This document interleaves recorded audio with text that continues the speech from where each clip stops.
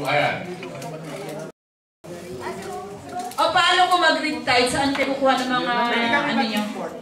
Import? Tsaka ang red tide hindi lang halimbawa sa buong Pilipinas may red tide. Sa iba't ibang bahagi ng bansa, hindi sabay-sabay nagkakamaroon ng red tide. Okay, so halimbawa yung mga for foreigners, so may cook ba kayo na from another foreigners? Yes, okay. Oh, thank you. Okay, so nasagot na po yung tanong. At ito pong fresh seafoods na restaurant. Okay, yung pong konsepto niya medyo high-end. So, kailangan, pagsisimulan mo na yung negosyo mo, malinaw dapat sa'yo yung pricing nga. Magkano mo ibibenta bawat isa. Kasi kasama doon sa babayaran ng tao, yung makapag-internet siya. Makapunta siya sa library, dapat kasama yun. Kasama yun sa babayaran niya. Yung magandang ambience. Okay, so fresh seafood restaurant. Palapakan po din natin. Okay, group number 3. Tungkol naman sa fashion, ang Temptation. Next portion is being brought to you by Temptation branded clothing and accessories. Proprietor Josephine Antonio. Talaga lang. Ito ay destroyed.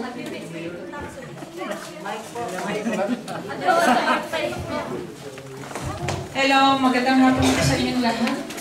Sana ma-face namin kayo na bumili ng aming branded items. Wala yung ibang dalawang members namin. Members, Remelin Kiesman, Rosalinda Arroyo, Beverly Hontalino, Jocelyn Cabangan, Ray Gaton, Dante Omangri, Ramil Milan, and Marcelina Fernandez. Magandang hapon po sa inyong lahat.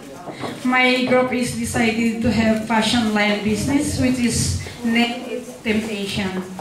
Most of our items are branded and imported from Paris.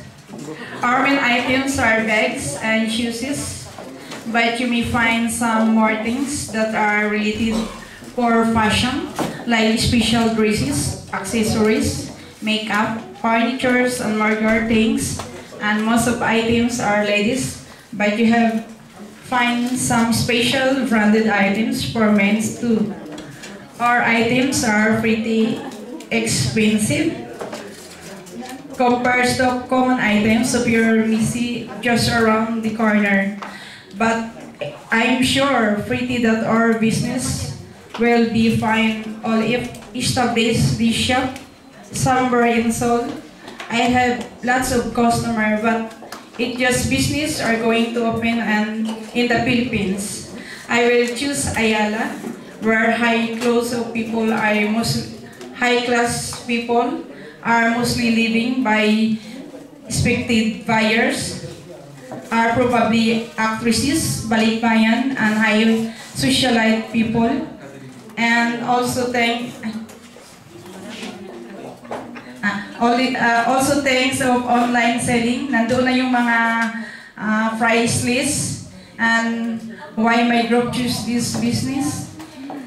It is because fine business are too much in foods, too much enough another fashion line for China are everywhere. So came up to this idea for branded for fashion lines. At saka hindi namin maipakita sa inyo yung mga items namin kasi hindi pala online ang internet ngayon dito. So, may prepare din po kaming mga drawings just in case nga na walang internet line. So, ito po kung mapapansin ninyo, ito branded advertisement po namin to sa magazine. So, Temptation. So, pinili namin yung Temptation na sign kasi, di ba, everybody, kung mag-open kami ng website, everybody magtatangkang mag-click sa na yun, lalo na yung logo namin na lips. So, bali, ayan po siya, no? So, lips po siya, Temptation. Tapos, ang pinaka-main branded po namin dito, main items po namin dito, yung bag po, tsaka bags and shoes po. Tapos, included na din po yung mga accessories, dresses. Kung makikita nyo po, naka-drawing na po dyan. For magazine po yan, magazine na advertisement namin. Tapos, ito po yung website namin. Dito. Naiilawan na. Ayan. So, ito po yung sa website namin. Kung may open nyo po, ganito po siya. Tapos, nakalagay lang dyan, click me. Tapos, pagka-click nyo po dyan, lalabas po dyan yung mga items na for sale namin. Yan po yung mga perfumes, makeup, nandyan na po lahat. Mostly for ladies po. Tapos, may prefer din po kami advertisement, video clip. Kaya nga lang po, hindi po namin magagawa kasi medyo busy po kami. So, nag-drawing na lang po ako. Oh, I'm sorry. So, napakita ko na po ito last time. So, yung clip, kung makikita niyo po, ito po yung dog, pangalan po niya Love Her. Kasi, love of her life. So, favorite dog po niya yan. Si Love Her po, masyado pong mataba. So, ngayon, under po siya ng weight loss program. So, ang plan po nila dyan is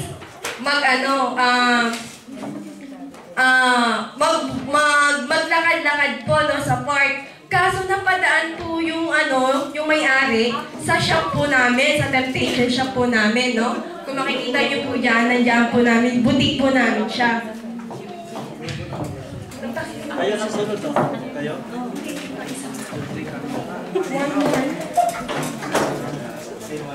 Oh, I'm sorry. So, ito po siya, kung mapapansin po ninyo, yung aso po, nasakal na po kasi gusto na pong umalis. Kaso po yung mata niya, nandudun po siya sa may siya. So, halos masakal na po yung aso. Nawala po yung intention niya po, yung attention po niya na yung aso dapat mag-exercise. So, ngayon pumasok po siya sa boutique. No? So, iniwan niya po yung aso niya. Iniwan niya po yung aso niya at nag-shop po siya. Kung bali, yung pinapakita po namin dito na yung favorite dog po niya, napabayaan niya dahil nga po, medyo na-tempt po siyang mag-shopping. Yun po yung bali yung sa namin. Advertisement po namin, sa commercial po namin.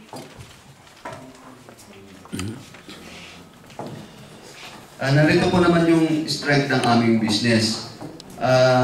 Siyempre po, less competitor po ang aming business at new design, unique design at stylish po and good quality.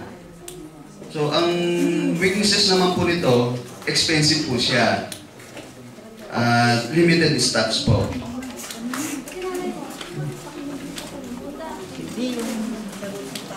Ang opportunity po naman, I will be the first one to have or very few competitor in this business. So, ang threat naman po, may imitation po siya.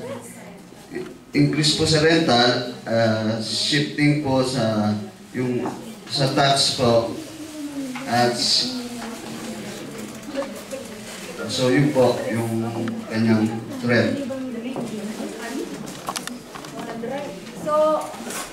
So halos eto na po yung sa SWOT namin, no? Na-analyze na po namin lahat. Bali yung threat po nga namin yung nasasabing imitation, increase in rental kasi wala naman po kaming magagawa kung mag-rent kami sa isang shopping mall, biglang magtaas ng rent, wala kaming magagawa. Sa shipping cost din hindi po namin ganong kung magtaas man siya agad at saka po sa tax. So sa shipping cost po siguro ngayon kung may kakilala na lang po siguro doon sa mag-ano ng tax, no? Yun na lang po siguro, pero mostly ito lang po yung nakita namin Yun lang po. Palakpak naman kayo dyan! This portion was brought to you by Temptation Branded Clothing and Accessories. Josephine Antonio, owner. 6 minutes. Pasok po doon sa 7 minutes presentation.